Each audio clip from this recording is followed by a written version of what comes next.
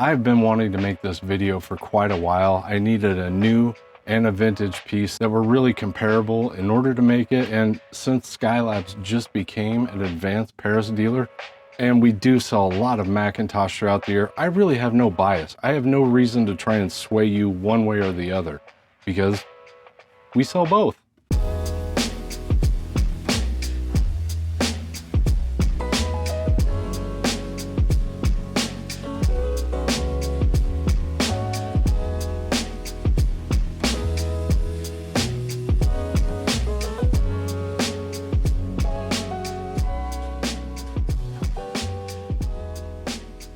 You know, a lot of people out there have called the Advance Paris a McIntosh killer, and I don't agree with that. I do think it's more of a vintage McIntosh contender. There are definitely some styling choices that Advance Paris took. I think that's kind of why they get compared quite a bit.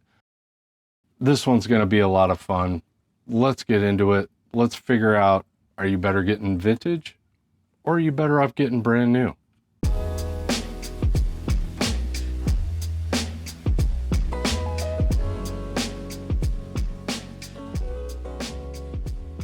It's really tough to dispute the amount of features that the Advance Paris A10 has. Most of the amplifiers in this price point, in this category, don't come close. I mean, this thing is packed with everything you could possibly want on it.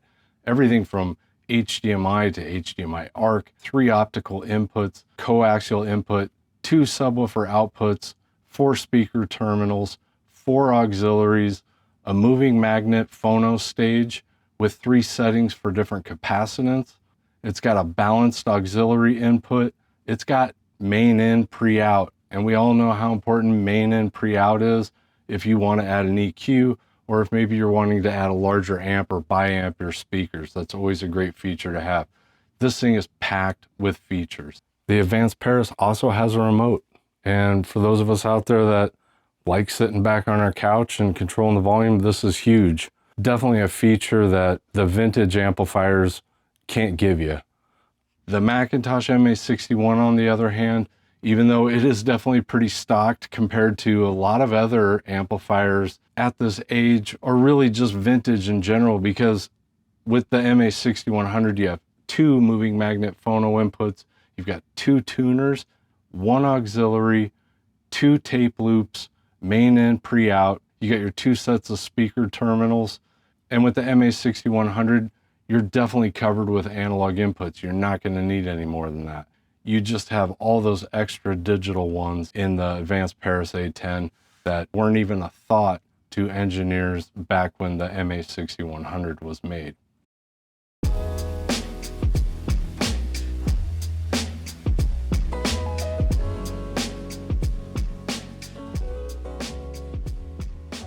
Obviously with looks, this is completely subjective. You know, I think both of these look amazing. The Advance Paris has the big blue meters on it, the exposed tubes. It's got a lot of similarities to why a lot of people like McIntosh. I think that's why a lot of people call this the McIntosh killer, because they do take a lot of cues from McIntosh. The integrated MA6100, it's got that classic McIntosh look to it. You know, you got a little bit of chrome, you got your wood cabinet. That is about as iconic American audio as it gets. I think they're both cool in their own right. Looks, I don't think there's a winner in the looks. I think that's just up to you and which one you prefer. That's really that simple. I like them both for different reasons. Eric likes vanilla and chocolate. It would be interesting if you could build a wood surround for the... Oh, I'm sure somebody will. Yeah. That would look really cool, actually. It's a weird blue to photograph. I wish they would have done more of a green. I wish they would have done more of a sky blue rather than a deep blue. Yeah, it's almost like a black light kind of poster blue, you know? But in a dark room, when I had it in my dark room, it was perfect. I think it's almost, it teeters on purple. Yeah, no, it does.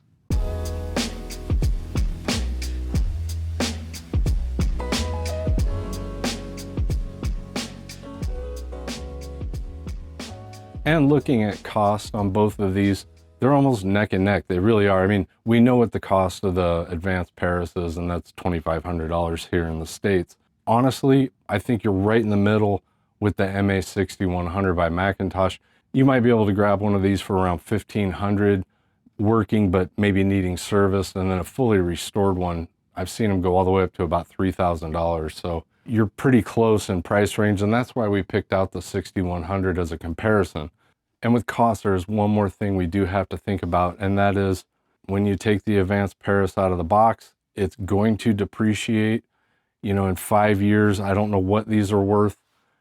If you go off the track record for McIntosh, I don't think these have done anything but go up for the last 15 years maybe. And I don't see that changing, but from what I've seen, the McIntosh just keep going up.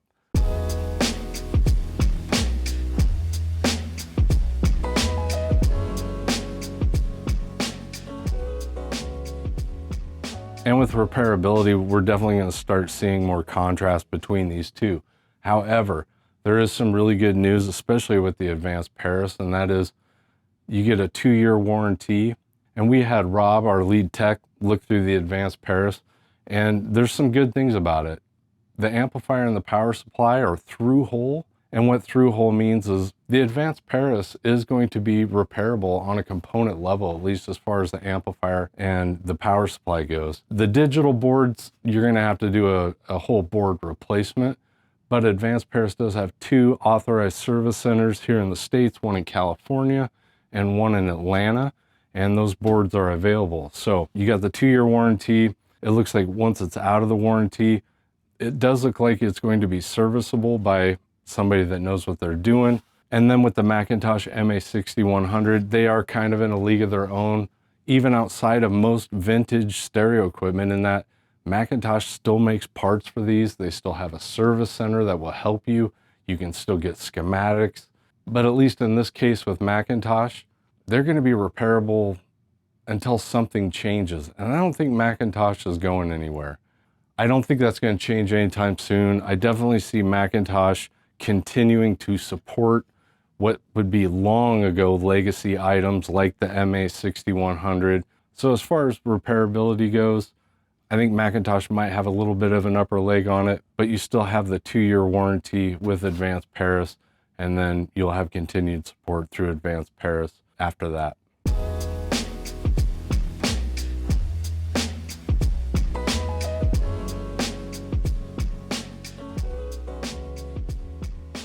Okay, and the big question I know everybody's got out there is, well, how do these sound compared to each other?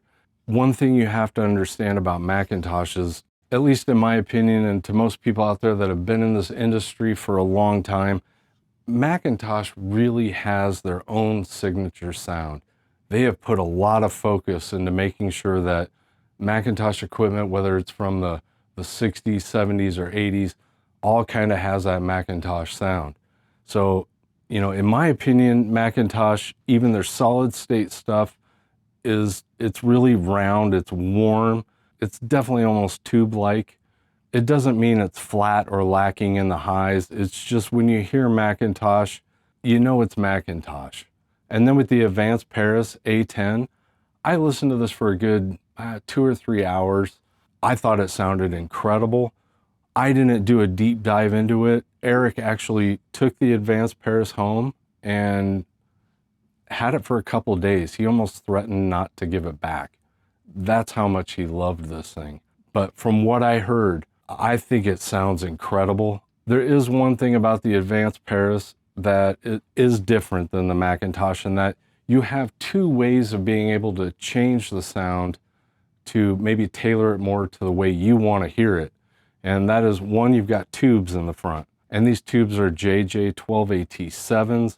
They've been making JJ tubes forever, and they've been using 12AT7s for a long time. So there are a lot of tubes, new, old, and everything in between, that you could install into your Advance Paris to kind of change the sound. But on that note, as far as tube rolling goes, Advance Paris did not make this easy to tube roll. I don't think they want you tube rolling. We popped the top off this unit. How hard would it be to get to those tubes?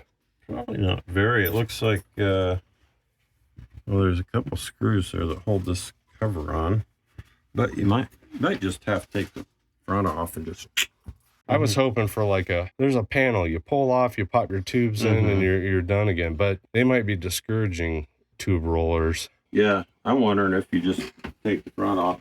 It would be nice to see a manual and disassembly instructions so you don't have to fart around trying to figure out what comes loose. If you are going to tube roll it, I think you need to do it at your own risk, and you probably need to realize that by doing so, you might be voiding your warranty. The other way to kind of color the sound of the Advance Paris A10 would be the bias switch. And what that does is it puts the A10 in Class A mode all the way up to 20 or 30 watts. And I'm not positive on that, but it's somewhere either 20 or 30.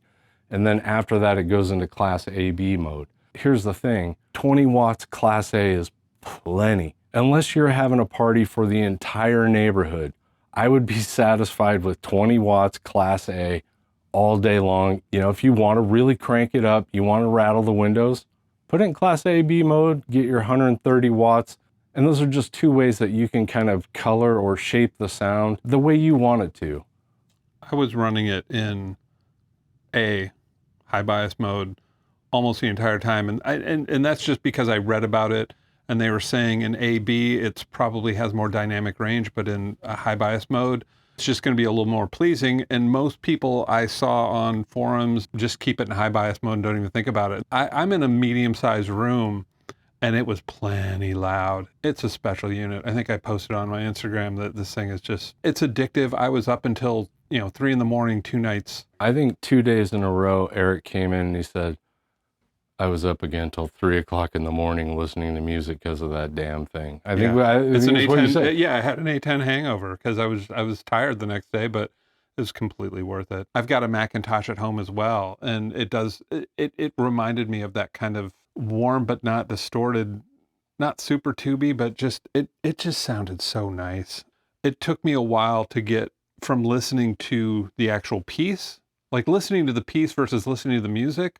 But as soon as I made that crossover into just getting lost in the music, it would shake me again and just say, you're listening to this incredible piece. And then I'd start thinking about it again. But I think if I had it maybe if I could borrow it for a couple of months and really like just forget about it, but just concentrate on the music. But yeah, I'm looking forward to the day where I don't even really think about it, but I just know that I'm going to get really incredible emotional experiences with music every time I listen to it.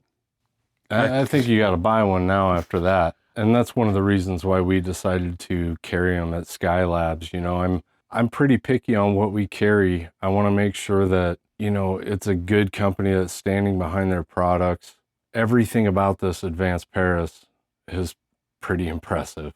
It really is. And I know it's going to sound like I'm shilling, or I'm just saying I wouldn't sell them if I didn't think this was kind of a game changer. I do think it's kind of a game changer. I still love my McIntosh, the vintage stuff.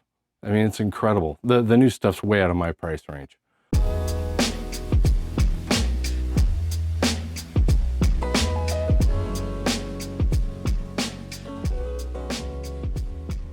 It'd be really tough for me to make a decision over which one of these I was going to buy. They both have their advantages and disadvantages. That's the fun of it. Do you like the idea of a brand new piece of equipment with no potential issues, and if there are, you have a warranty? Or are you more looking for an investment type of piece, still wanting to get great sound, but wanting to own something that's a part of history?